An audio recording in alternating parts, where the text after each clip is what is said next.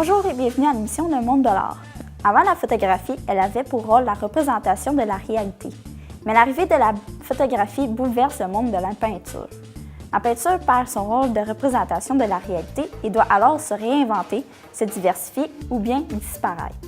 La photographie est une technique qui permet de créer des images par l'action de la lumière. Mais quelle est la particularité de la photographie? Quelqu'un va peindre, ça va être faux, une fausse image de quelque chose, en fait, une fausse représentation, mais qu'au final, pour toi, c'est vrai, c'est beau, c'est ça que tu veux te donner comme style. Puis c'est un peu la même chose, là, une photo, ça peut s'apparenter à une toile, c'est la même chose, c'est juste que c'est avec des vrais sujets, puis la vraie vie, fait qu'il y a des gens qui ont la misère à se détacher de ce côté-là.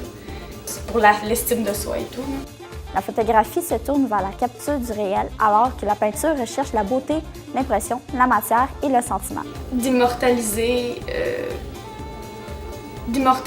les gens,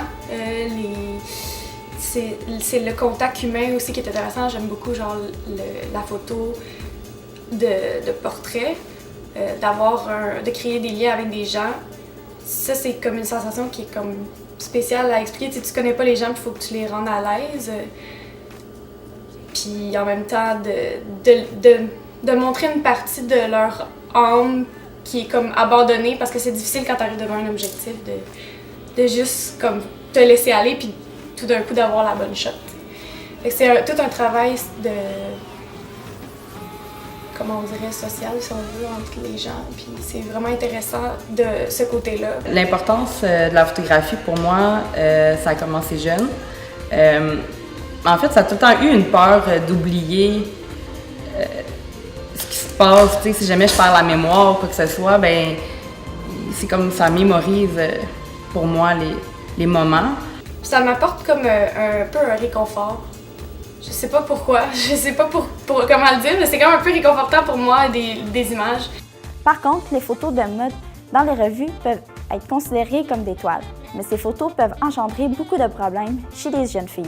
Selon Statistique Canada, 60% des jeunes sont insatisfaits de leur image corporelle. Parce qu'aujourd'hui, il y a beaucoup de troubles là, de ça.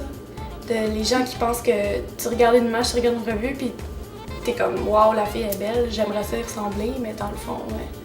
Elle est toute retouchée. Elle est toute retouchée, puis elle est toute maquillée, puis elle est toute coiffée, puis elle est à son meilleur, puis en plus elle est mannequin, puis elle est tirée d'une agence. Là, fait que c'est comme toutes les meilleures conditions sont mises ensemble pour que finalement ça donne quelque chose de super beau. Moi je le vois un peu comme une toile. Là. En photographie, la sensibilité ISO est la mesure de la sensibilité à la lumière des pellicules et des capteurs numériques.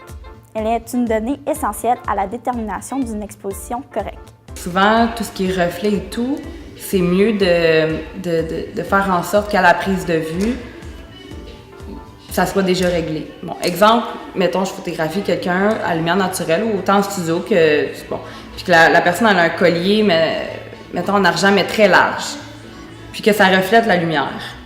Bon, c'est mieux de modifier directement, c'est-à-dire on va faire créer quelque chose pour faire en sorte que le reflet ne va pas se rendre sur le collier, parce qu'on veut, mettons, on veut bien voir le collier, on veut pas voir des reflets lumineux. Les illusions d'optique peuvent survenir naturellement ou être créées par des astuces visuelles spécifiques qui permettent de mettre en évidence les principes de fonctionnement du système visuel humain. Bien, qu'est-ce qu'on peut faire pour déjouer l'œil? Bien, dans le fond, autant que ça peut être à la prise de vue que lors, dans le fond, du traitement photo. À la prise de vue, en fait, on peut faire des différences de perspective. Exemple,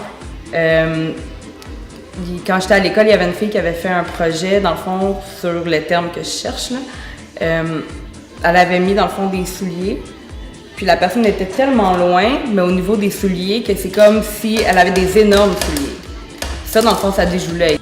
Est-ce que la perfection d'une photo existe? Moi, la perfection dans une photo, ça va être l'émotion que la personne va apporter ou que l'image en tant que telle va apporter. Ma signature, c'est vraiment la lumière naturelle.